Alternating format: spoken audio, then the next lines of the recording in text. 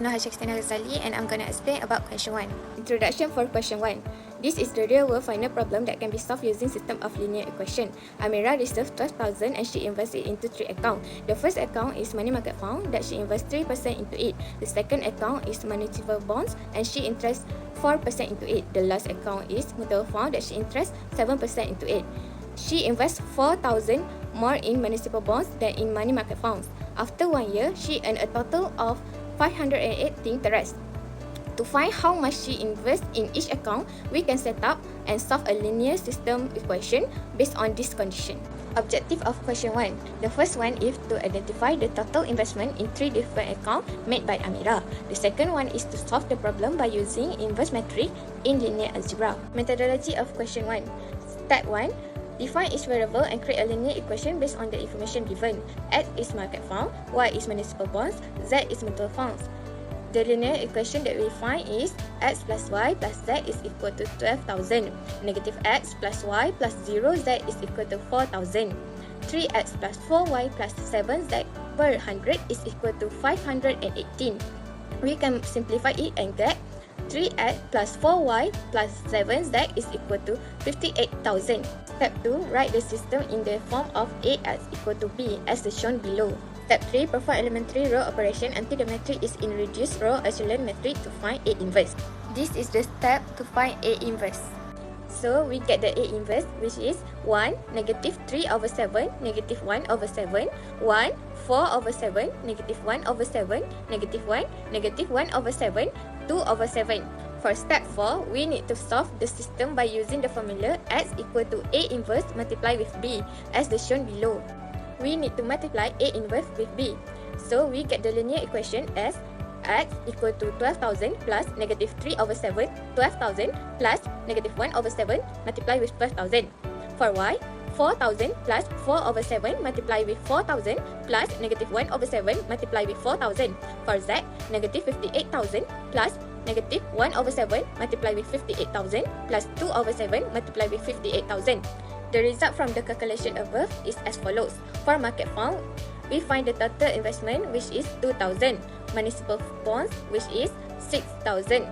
For mutual fund, the total investment is 4,000. The discussion of question 1. We want to find out how much Amira invests in each of the 3 accounts. X in money market fund, Y in municipal bonds, and Z in mutual fund. She earned 518 in interest and invests 4,000 more in municipal bonds than in money market fund. Using the inverse method, we found that Amira invests 2,000 in money market fund, 6,000 in municipal bond, and 4,000 in mutual fund. This method helps accurately determine how her total invest was distributed. Hello guys, I'm Damia Inshira and I will be the one explaining about question 2 and 3. For question 2, this question is about an investment that is spread out among 3 different bank accounts, each with a different interest rate. Jamal, an investor, has invested in 3 accounts with the interest for fixed deposit at 3%, mutual funds at 5%, and stocks at 7%. We can look at the link between the amounts invested, the rates, and the total interest by setting up a system of linear equations and by using Gaussian elimination method to figure out the total investment in each account that Jamal has invested in. There are 2 objectives that we want to achieve in this question, which are first, to understand and solve a system of linear equation by using Gaussian elimination method, and 2, to determine the total of investment that Jamal has invested in each account. Before we jump straight into the calculations, we first must know the matrix form of row echelon form and augmented matrix, which I already insert both images above. Next, we must know there are 3 operations in elementary row operations, or also known as ERO. First, interchange 2 rows. Second, multiply a row with a non-zero constant. And last but not least, add a row that has been multiplied with a non-zero constant to another row. Now, let's solve this problem by defining the variables and forming a linear equation based on the information given. Let fixed deposit as x, mutual funds as y, and stocks as z. From the information, we can form 3 different linear equations, which are x plus y plus z equal to 36,000, 0.03x plus 0.05y plus 0.07z equal to 2040, negative 2x plus y equal to 0. After that, we can form an augmented matrix corresponding to the equations where each row represents different equation. Next, perform elementary row operations until the matrix is in row echelon form. Step number 4 is to convert the row echelon matrix that we obtained after applying ERO just now to a system of linear equations. And don't forget to label each equation. The last step for this question is by solving the system using back substitution. It is called back substitution because we solve the system starting with the last equation, the one with just one variable. We solve that one first, which is in this case the variable of z, and plug the answer into the next equation. We just keep going until all the unknowns is found. From all the calculations above, now we know that Jamal has invested RM600 in the fixed deposit account, RM12,000 in the mutual funds, and RM18,000 in stocks.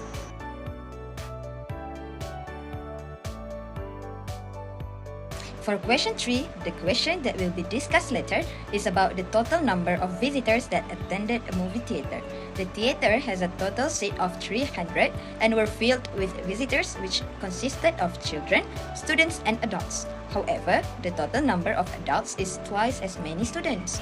The ticket price to enter the theater based on its category are RM5 for children, RM8 for students, and RM12 for adults. The total ticket sales from all three categories were RM2,520. Therefore, we can find the number of tickets that has been sold by each category by using Gauss-Jordan elimination method. There are two objectives that we want to achieve in this question, which are first, to understand and solve a system of linear equations by using Gauss-Jordan elimination method, and second, to determine the total of visitors of the theater by category. Now, let us solve this problem by defining the variables and forming a linear equation based on the information given. Let children as x, students as y, and adults as z.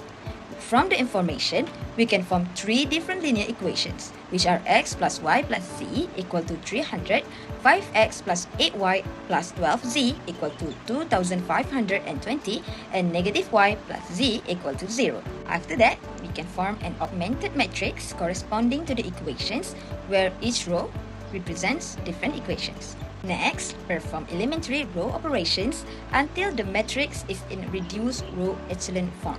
Step number 4 is to convert the row echelon matrix that we obtained after applying ERO just now to a system of linear equations, and since we are using Gauss-Jordan elimination method, we can get the answer straight away.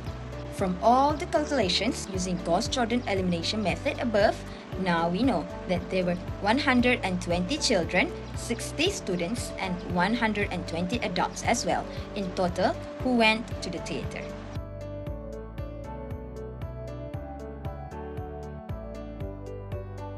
I'm Nur Alisha Nabiha, and I am explaining about the question 4. This question is involved determining the total liter of each juice solution they should use. The total of juice has a capacity of 300 liters that contains 38% apple juice by mixing 20%, 40%, and 60%. Additionally, the company used twice as much of the 20% solution as the 60% solution. The goal is to find out the total liters of juice for each solution. This can be solved by setting up and solving the system of equation based on the given information. Solving this question, we need to know the objective of this question. So the objective of answering this question is to identify the total of liters that juice company should use for each solution and to solve the problems by using Cramer's rules method. Now is methodology, or known as solving step. For this question, we have 7 steps to be used. For the first step is to create a linear equation based on the given information. As we know, we have the information that the company used 3 types of mixing solution to create the juice. And we have the information that 20%, 40%, and 60% of solution can be used as variable, which is 20% of solution as variable x, 40% solution as variable y, and 60% of solution as variable z. For the first sentence of the question, it says that the company wants to create 300 liters of juice. So we can get the first equation as x plus y plus z equals to 300. Second, it said by mixing all the percentage solution, they can get 38% apple juice, which is 140 liter juice. So I convert it into linear equation. It becomes 1 over 5x plus 2 over 5y plus 3 over 5z equals to 140. Lastly, it says company used twice as many 20% of solution as 60% of solution So it means x equals to 2z, but we change it to be x minus 2z equals to 0.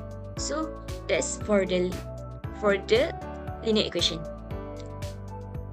For the second step, we write the equation in metric forms. So we know that the metric forms in the terms of AS equals to B. So we convert it into matrix. For the step 3, we need to find the determinant of A using row tree. This means that we find the determinant of A using cofactor expansion along the row tree. So we know that the row tree consists of 1, 0 and negative 2. So we know that 0 times anything will become 0. So we just use 1 and negative 2. By using the cofactor expansion, we will times that 1 times with the 1 times 3 over 5 minus 1 times 2 over 5 and minus 2 times 1 times 2 over 5 minus 1 times 1 over 5. And we will get the answer equals to negative 1 over 5. Next is step 4. We need to find the determinant of AX using row 3, which means we need to change the column X with the matrix B just now, like the matrix B just now is 300, 114 and 0. So we need to change the first column with that. And then we need to use the cofactor expansion along the row tree to find the determinant of AX. So by using the cofactor expansion of row tree, we know that this row tree have 0, 0 and negative 2. So just I say just now, 0 times anything will become a 0. So we just use negative 2 and times with the matrix 300 times 2 over 5 minus 1 times 114. And we will get the answer negative 12. Step 5 is find the determinant of AY using row tree. Same as searching for determinant of AX, but this one is different because it's AY. So we need to change the column Y with the matrix B, or column 2 with the matrix B, which is 300, 114 and 0. So after we change it, we need to find the determinant.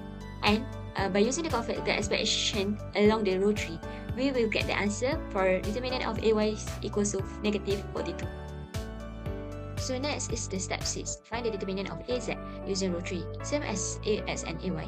We just change the column 3 with the 300, 114 and 0. So by using the cofactor expansion, we get negative 6 as the determinant of AZ. Next is the last step, which is step 7.